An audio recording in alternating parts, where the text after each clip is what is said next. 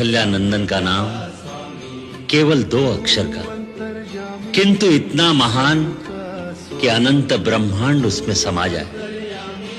अखिल विश्व को आनंद देने वाले सुखधाम का नाम राम।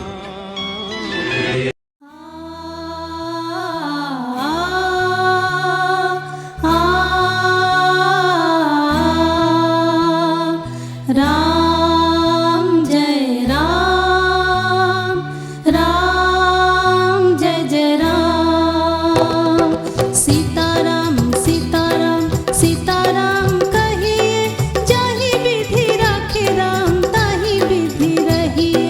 सीताराम सीताराम सीताराम कहिए, जाहि विधि राखे राम ताहि विधि रहिए।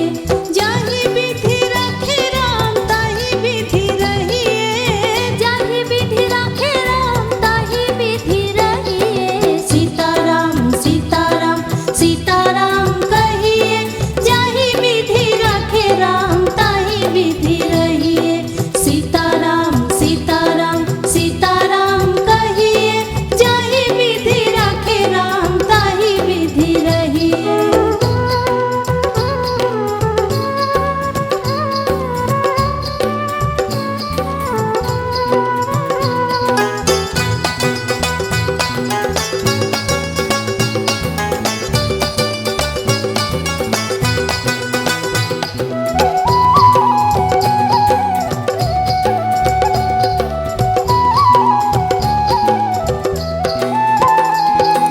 मुख में हो राम नाम, राम से हाथ में। मुख में हो राम नाम, राम से हाथ में। तू अकेला नहीं प्यारे राम तेरे साथ में। तू अकेला नहीं प्यारे राम तेरे साथ में। तू अकेला नहीं प्यारे राम तेरे साथ में। विधि का विधान जान हानि लाभ सही, जाहि विधि राखे राम ताहि विधि रहिए। सीताराम सीताराम सीताराम कहिए, जाहि विधि राखे राम ताहि विधि रहिए।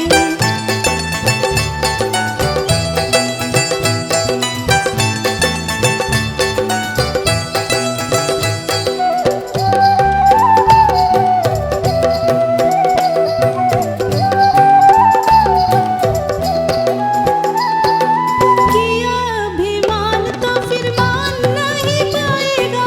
किया अभिमान तो फिर मान नहीं पाएगा। वो ही होगा प्यारे जो श्री राम जी को भाएगा। वो ही होगा प्यारे जो श्री राम जी को भाएगा। वो ही होगा प्यारे जो श्री राम जी को भाएगा।